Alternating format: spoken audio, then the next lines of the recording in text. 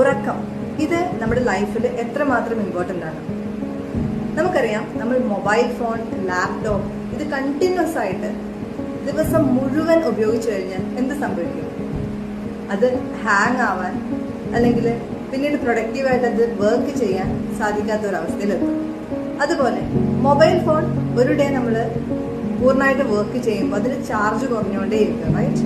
അതുകൂടാതെ അത് പിന്നെയും വർക്ക് ചെയ്യണമെങ്കിൽ നമ്മൾ അതിനെ വീണ്ടും ചാർജ് ചെയ്യേണ്ടതായിട്ട് വരും. ഇതുപോലെ തന്നെയാണ് നമ്മുടെ ലോകത്തിലെ ഏറ്റവും വലിയ കമ്പ്യൂട്ടർ എന്ന് പറയുന്നത് നമ്മുടെ ബ്രെയിൻ. ഇതിനെ നമ്മൾ ചാർജ് ചെയ്യേണ്ടത് എത്ര ഇമ്പോർട്ടൻ്റ് ആണെന്ന് മനസ്സിലാക്കാം. അത് ചാർജ് ചെയ്യുന്നത് എങ്ങനെയാണ്?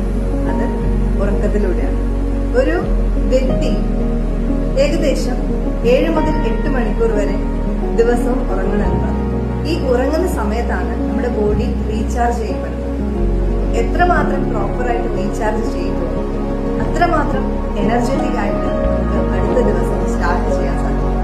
നിങ്ങൾ എത്ര പേർ എഫക്റ്റീവായിട്ടുള്ള സ്ലീപ്പ്, അതല്ലെങ്കിൽ ക്വാളിറ്റി ഉള്ള സ്ലീപ്പ് കിട്ടുന്ന ആൾക്കാരാണ്?